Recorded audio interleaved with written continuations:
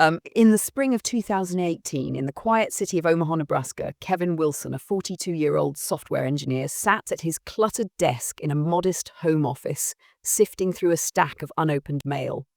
The late afternoon sun filtered through the blinds, casting long shadows across the room. Among the usual bills and advertisements, one envelope stood out, its plain white surface marked only by a handwritten address and no return sender. Kevin's curiosity stirred as he tore it open, revealing a single sheet of paper that would unravel the fabric of his carefully ordered life.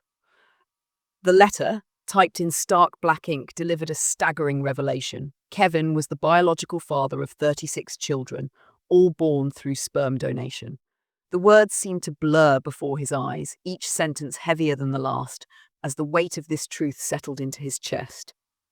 20 years earlier, as a cash-strapped sophomore at the University of Nebraska, Kevin had responded to a discreet flyer pinned to a campus bulletin board. The local reproductive clinic, tucked away in a nondescript office park, offered a small but enticing sum for sperm donations. At the time, it felt like an easy decision, a way to cover textbooks and rent without much effort. He had visited the clinic a handful of times, each session clinical and detached, signing forms that promised anonymity and absolved him of any future responsibility. The agreement was clear. His identity would remain confidential, and the chapter would close as soon as he walked out the door. After graduating and moving on with his life, the memory of those visits faded, buried beneath the milestones of a career, marriage, and fatherhood. Now the letter in his hands dragged that forgotten past into the present with unrelenting force. And the letter explained that a private investigator, hired by a mother whose child was born through the clinic, had uncovered the truth. Kevin's donations, which he had explicitly revoked consent for after his final visit, had continued to be used by the clinic in violation of their agreement. The investigators' findings pointed to a pattern of negligence, if not outright fraud, that spanned nearly 2 decades. The 36 children, now teenagers ranging from 14 to 18 years old, were all living within a single neighborhood in South Omaha, a tightly knit community known for its vibrant streets and close families. The letter provided no names, only the chilling fact of their existence and their proximity to one another. Kevin's mind raced as he reread the words, searching for some mistake, some indication that this was a misunderstanding. But the details were precise, the tone unequivocal. Kevin's life, until that moment, had been one of predictable stability. He and his wife, Layla, had built a comfortable existence in a suburban Omaha neighborhood. Their 2 children, a 10-year-old daughter and a 7-year-old son, filling their days with school events and weekend soccer games. His work as a software engineer for a local tech firm provided a steady income, and their home, a 2-story brick house with a neatly trimmed lawn, was a testament to years of careful planning. The revelation in the letter threatened to upend it all. Kevin sat motionless, the paper trembling slightly in his hands as he grappled with the implications. He was not just a father to his 2 children, but unknowingly to dozens more, each one a stranger whose life was now intertwined with his own through a betrayal he had no part in orchestrating. The shock gave way to a flood of questions. How had the clinic continued using his material? Why had no one informed him sooner? And most urgently, what was happening in that South Omaha neighborhood where his biological children lived, unaware of their shared origins? Kevin's thoughts drifted to the possibility of these teenagers crossing paths, forming friendships, or even relationships without knowing they were siblings. The idea sent a shiver through him, a mix of dread and responsibility that he could not shake. He folded the letter and tucked it into his desk drawer, as if hiding it could contain the chaos it had unleashed. But the decision was already forming in his mind. He needed to see this neighborhood for himself, to understand the scope of what he was facing. Layla returned home that evening, her arms laden with grocery bags, her face bright with the routine of a busy day. Kevin waited until the children were asleep before showing her the letter. He watched her expression shift from confusion to disbelief as she read, her fingers tightening around the paper. She set it down carefully, her eyes meeting his with a mix of empathy and caution. She understood his need to act, but urged him to tread carefully, warning that stepping into this unknown world could bring consequences they could not yet foresee. Her support was unwavering, but her concern was palpable. She knew her husband's tendency to dive headfirst into problems, often at the cost of his own peace. Kevin nodded, promising to be cautious, though his mind was already racing toward the next steps. By the following morning, Kevin had resolved to visit the South Omaha neighborhood mentioned in the letter. He spent hours poring over maps and public records, piecing together what he could about the area. It was a diverse, working-class community, home to families who prided themselves on their resilience and unity.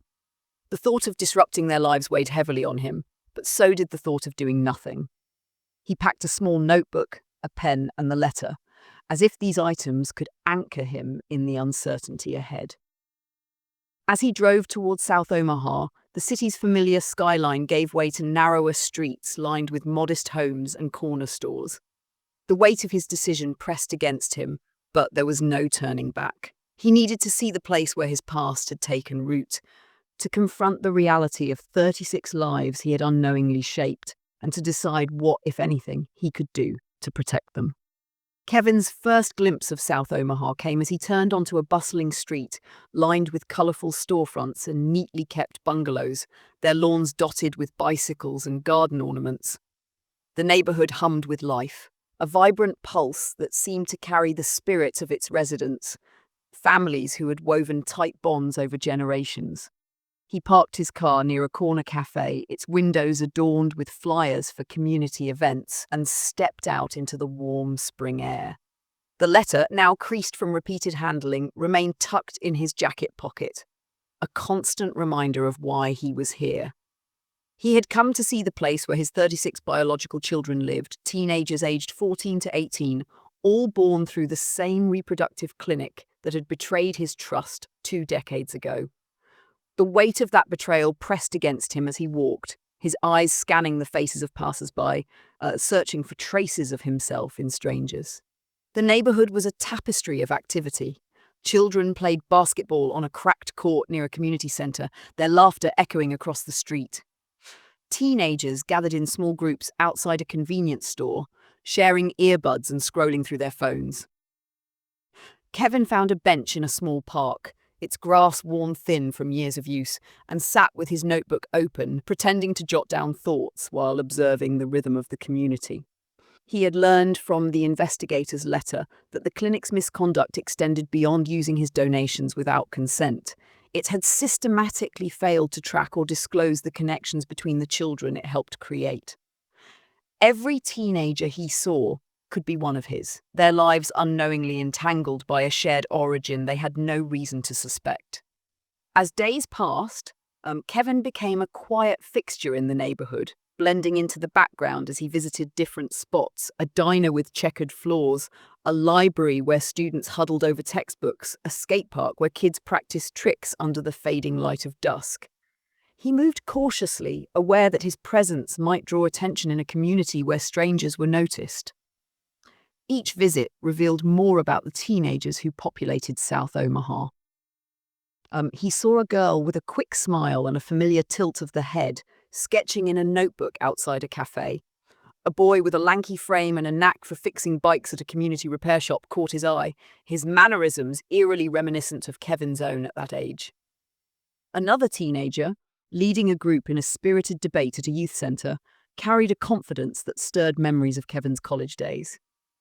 The resemblances were subtle but unmistakable, like fragments of a mirror reflecting pieces of his past.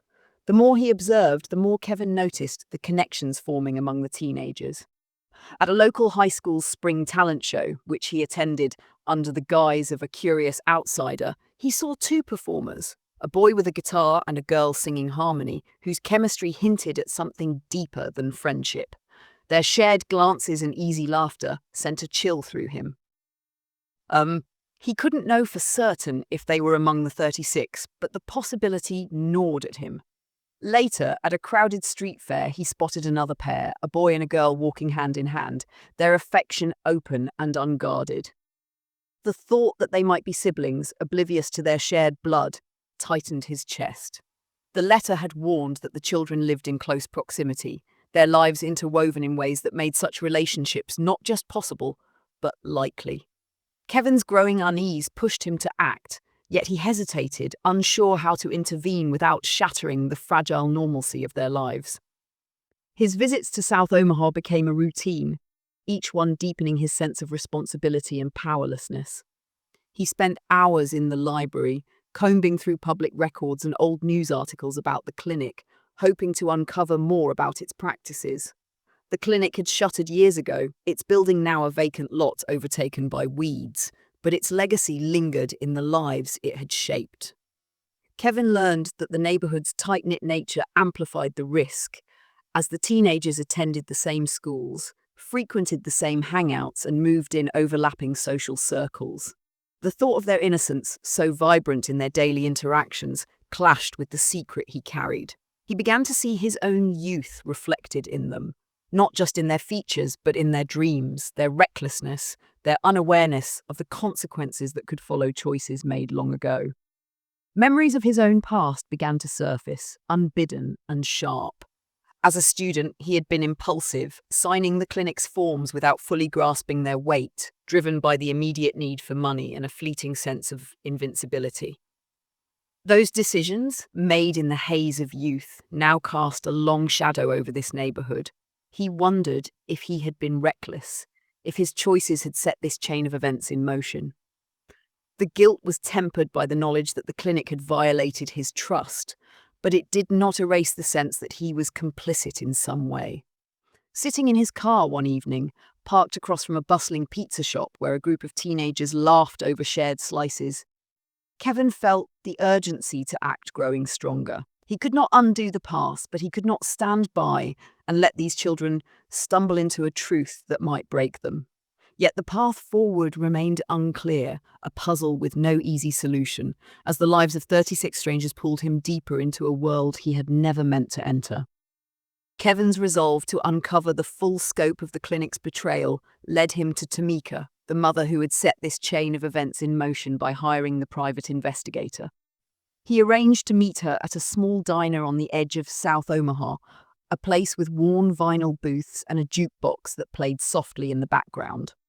Tamika arrived, her face etched with exhaustion and worry, her hands clutching a folder of documents that held the fragments of her discovery. She had learned the truth by chance, piecing together clues when her 16-year-old daughter Zaria began dating a boy from the neighborhood. A routine medical test for Zaria had revealed genetic markers that matched her boyfriend's, prompting Tamika to dig deeper. The investigator's report confirmed her worst fears. The boy was Zaria's biological brother, one of 36 children born from Kevin's donations. Tamika's hands trembled as she shared this, her voice replaced by the silent weight of her fear that revealing the truth would shatter her daughter's world. Kevin listened, his own unease mirrored in Tamika's story. The diner's hum of clinking dishes and murmured conversations faded as he absorbed the gravity of her words. He felt a pang of guilt, not for his actions as a young student, but for the ripple effects that had reached this moment, threatening the lives of teenagers who knew nothing of their shared origins. Tamika's folder contained more than just her daughter's story. It held medical records, clinic correspondence, and notes from the investigator, all pointing to a pattern of deception. The clinic had not only continued using Kevin's donations after he revoked consent, but had also misled dozens of mothers, assuring them that their children were conceived from a diverse pool of donors. The truth was far uglier. A single donor, Kev, had been used repeatedly, creating a web of siblings concentrated in this one neighborhood. Determined to understand the extent of the clinic's actions, Kevin and Tamika began a meticulous effort to identify the other families. They met in the evenings, often at Tamika's small apartment, poring over public records, school directories, and social media profiles to map out the lives of the 36 teenagers. Each name they uncovered felt like a new weight on Kevin's shoulders. There was a 15-year-old track star, a 17-year-old aspiring poet, a 14-year-old who volunteered at the community centre, each one a life shaped unknowingly by his past. Tamika, driven by a mother's instinct to protect, shared Kevin's urgency, but cautioned against rash action. She feared the fallout of exposing the truth, not just for Zaria, but for all the families who had built their lives on the clinic's lies. Yet the risk of silence was equally daunting, as the teenagers' friendships and budding romances could lead to unthinkable consequences. Kevin wrestled with the moral dilemma that now defined his days. To reveal the truth would be to disrupt the lives of dozens of families, potentially fracturing the trust that held this close-knit community together. To remain silent was to allow the teenagers to continue living in ignorance, their relationships potentially crossing lines that could not be undone. He spent sleepless nights turning over the options, his mind haunted by the faces he had seen in the neighborhood. The girl sketching at the cafe, the boy fixing bikes, the couple holding hands at the street fair. Each one was a reminder of the stakes, a life he had unknowingly helped create.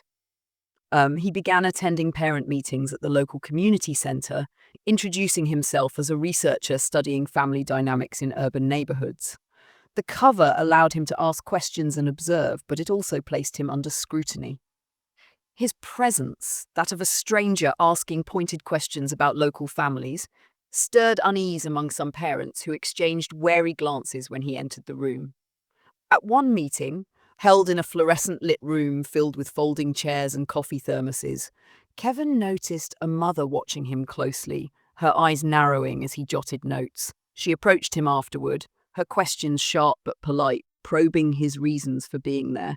Kevin deflected with practiced ease, but the encounter left him rattled. The community's protectiveness, a strength he had admired, now felt like a barrier. He began to vary his routine, visiting different parts of the neighborhood to avoid drawing more attention.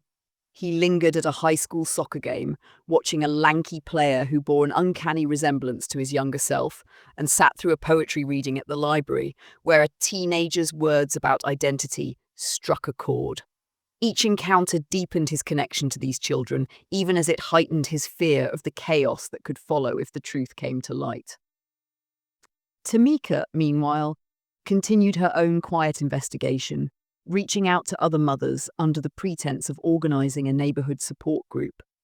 She shared only fragments of what she knew, testing the waters to gauge how others might react. Some mothers spoke proudly of their children's achievements, unaware of the hidden ties that bound them. Others expressed vague concerns about the clinic, recalling inconsistencies in the paperwork or evasive answers from staff years ago. These conversations confirmed what Kevin and Tamika feared. The clinic's deception had been thorough, leaving a trail of half-truths that no one had thought to question until now.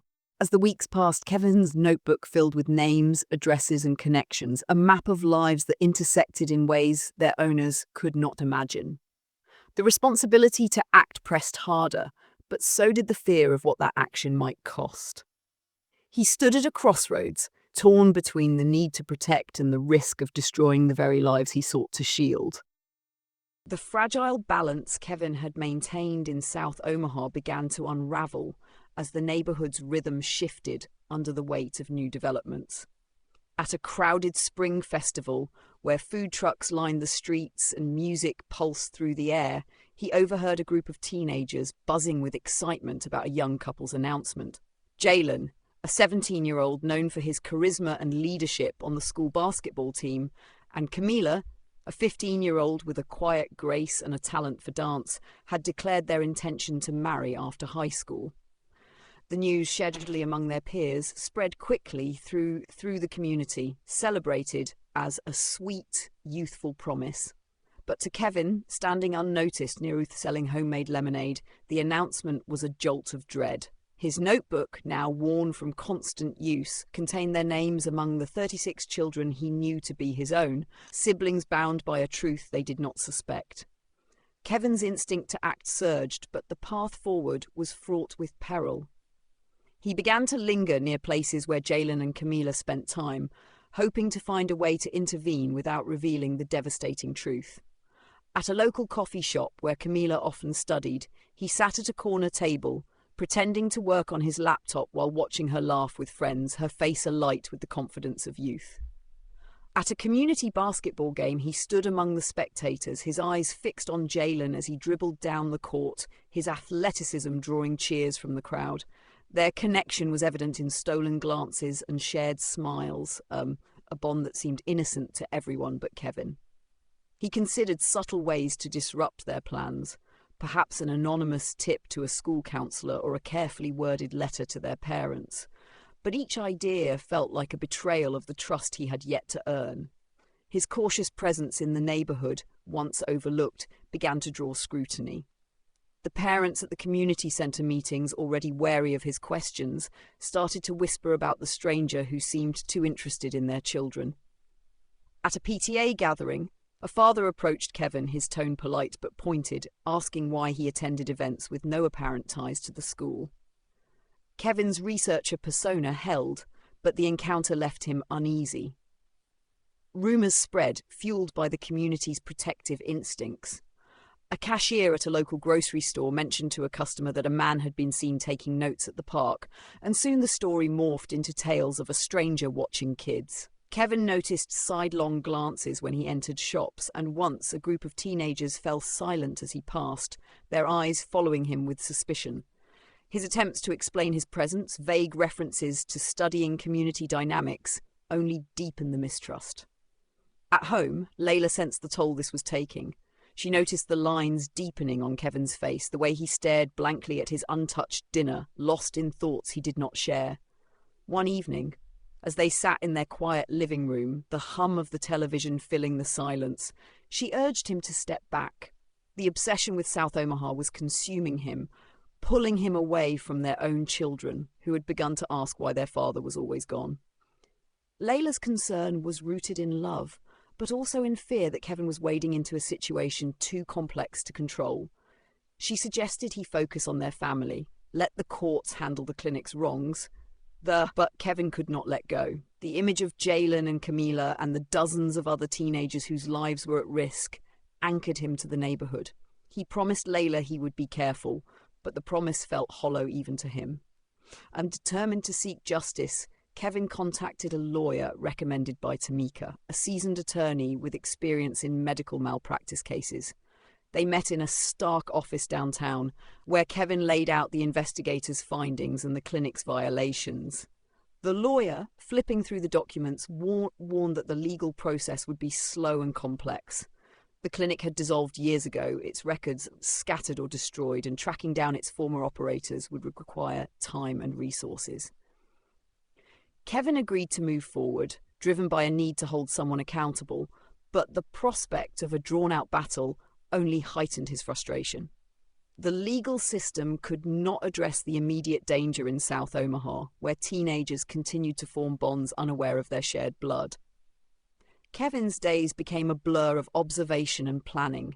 He attended a school talent show where Camila performed a dance routine, her movements fluid and captivating, Jalen cheering loudly from the audience. At a neighborhood block party, he watched them share a plate of food, their laughter mingling with the chatter of friends. Each moment was a reminder of the urgency to act, yet his every move seemed to tighten the noose of suspicion around him. One evening, as he sat in his car near a community center, sketching out a plan to contact more families anonymously, a group of parents approached, their faces stern. They demanded to know who he was and why he was there. Kevin's carefully rehearsed story faltered under their scrutiny, and he drove away, heart-pounding, aware that his time to act unnoticed was running out. The teenagers, oblivious to the storm brewing around them, continued to build their lives, their relationships deepening, while Kevin grappled with the knowledge that every day of silence brought them closer to a truth that could unravel everything they knew. The mounting tension in South Omaha pushed Kevin to a breaking point where silence was no longer an option. He could no longer watch from the sidelines as the teenagers, unaware of their shared origins, continued to weave their lives closer together.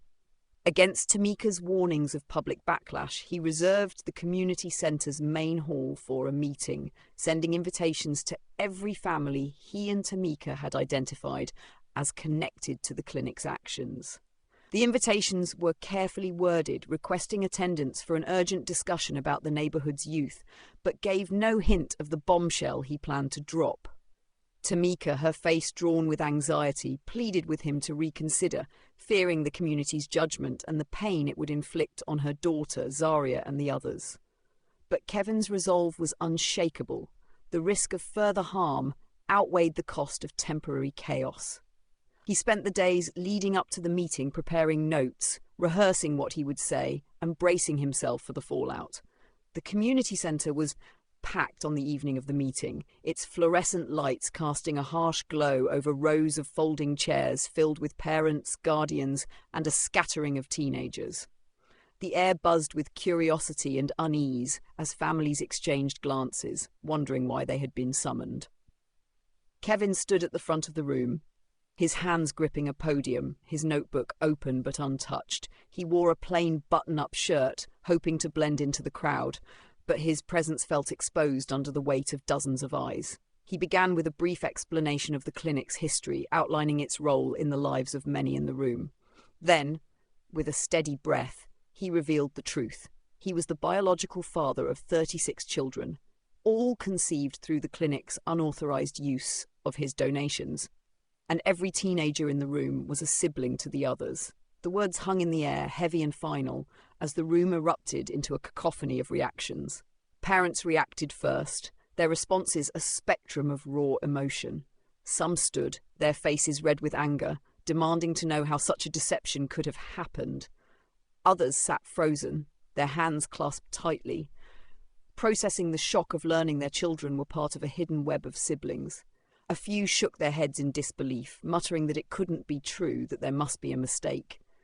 The teenagers scattered among the crowd reacted with a mix of confusion and betrayal. Zaria, seated near her mother, bolted from her chair, her face streaked with tears as she fled the room, the door slamming behind her. Jalen and Camila, who had arrived together, stood apart, their hands no longer touching, their faces pale as the reality of their siblinghood sank in. They exchanged a glance, not of affection but of shared devastation, before Jalen turned away, his shoulders slumped, and Camila covered her face with her hands. The room's energy shifted from curiosity to chaos, a storm of whispered accusations and stifled sobs.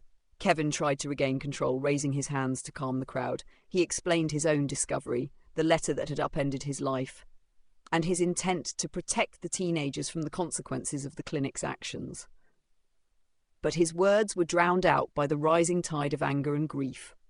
A mother near the front stood, pointing at him, her voice lost in the noise, but her expression one of raw accusation, as if Kevin himself had orchestrated the clinic's betrayal. Others turned to their neighbours, seeking confirmation or comfort, their questions piling up without answers. A father in the back shouted about lawsuits, his words sparking murmurs of agreement. The teenagers, some still in the room, others drifting toward the exits, wore expressions of hurt and confusion, their sense of identity shaken by the revelation that their closest friends, and in some cases lovers, were their siblings.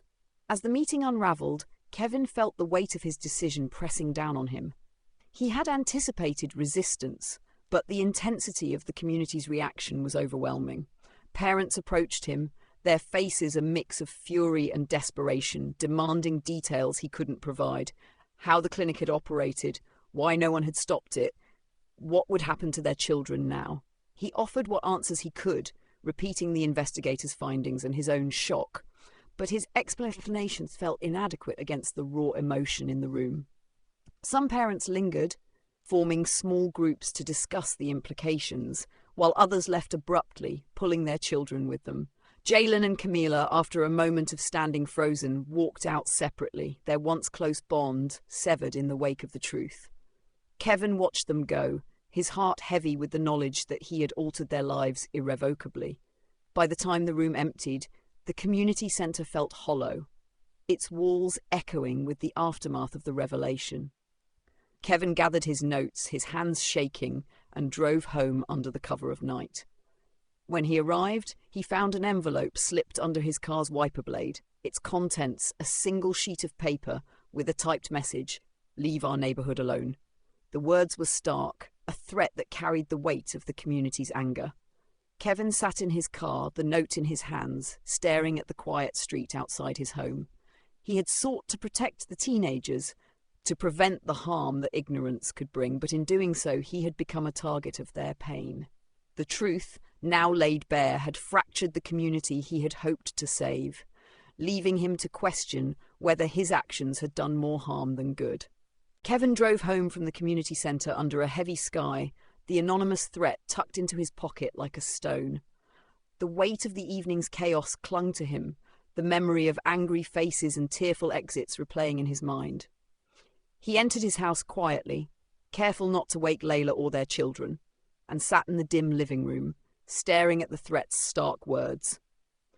The exhaustion of weeks spent unravelling the clinic's deception settled into his bones, leaving him broken, but not defeated.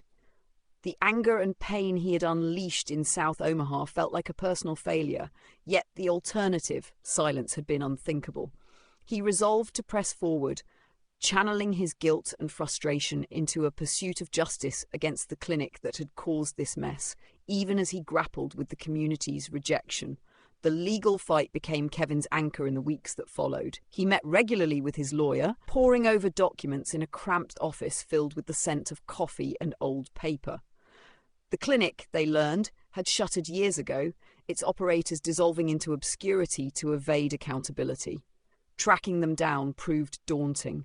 Records were incomplete and key figures had left Omaha, their whereabouts unknown. The lawyer outlined a plan to file a class action lawsuit on behalf of the affected families, but warned that it could take years to yield results. Kevin nodded, his determination unwavering despite the slow grind of the legal system. Each meeting fueled his sense of purpose, a way to reclaim some control over the chaos he had uncovered. Yet at home, the toll was evident. His children noticed his distraction. Their questions about his late nights met with vague assurances.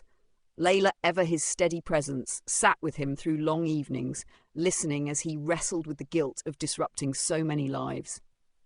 She reminded him that his intent had been to protect, that he had done what he could with the truth he had uncovered, but her words only softened the edges of his self-doubt. Months passed, and the sharp sting of the community centre meeting began to fade, replaced by a quiet routine of work and family life. Kevin returned to his software engineering job, finding solace in the predictability of code, where problems had clear solutions. He avoided South Omaha, respecting the community's unspoken demand for distance, though the faces of the teenagers lingered in his thoughts. One morning, as autumn leaves gathered on his lawn, a letter arrived, its envelope marked with a return address from the neighborhood he had left behind. It was from Zaria, the girl who had fled the meeting in tears. Her words were measured but sincere, thanking him for revealing the truth, even as she admitted the pain it had caused. She described the months since the meeting, how the initial shock had given way to tentative steps toward acceptance. Some of the teenagers, she wrote, had begun reaching out to one another, meeting in small groups to process their shared identity. They called themselves siblings, not out of obligation, but out of a growing sense of connection, forging a new kind of family born from the truth. Zaria's letter went on to describe Jalen and Camila, whose romantic relationship had ended in the wake of the revelation. The pain of their discovery had been raw, but they had found a way to rebuild as friends, their bond reshaped by mutual understanding. They met weekly at a local cafe, sharing stories and laughter, their connection no longer romantic, but rooted in a shared resilience. Other teenagers followed suit, forming group chats and organising casual meetups at the community centre, where they explored what it meant to be siblings. Some parents remained angry, Zaria noted, but others had begun to see the value in the truth, grateful that their children were spared further harm. The neighbourhood, once fractured by Kevin's revelation, was slowly knitting itself back together, its residents finding strength in their shared experience. Kevin read the letter multiple times, each pass softening the weight he had carried. The pain he had caused was real, but so was the good that had emerged. His actions, though messy and imperfect, had prevented the deeper harm of ignorance, giving the teenagers a chance to redefine their relationships before it was too late. He folded the letter and placed it in his desk drawer next to the original note from the investigator, reminder of the journey that had brought him here. He chose to focus on his own family, spending evenings helping his daughter with homework and coaching his son's soccer team, grounding himself in the life he had built. Yet, he kept an open door for the South Omaha teenagers, leaving his contact information with Tamika in case any wished to reach out. None had yet, but the possibility was enough to give him peace. The seasons turned and South Omaha carried on, its streets alive with the same vibrancy Kevin had first encountered. The community, scarred but resilient, found new ways to heal. The teenagers, now aware of their shared origins, navigated their relationships with care, some embracing their siblinghood, others keeping their distance. Kevin, from the quiet of his suburban home, felt a cautious optimism take root. The truth had been a painful gift, but it had sparked a new understanding, a fragile unity that held the promise of something stronger. He no longer drove to South Omaha, but he carried its lessons with him, a reminder that even the hardest truths could pave the way for connection and hope.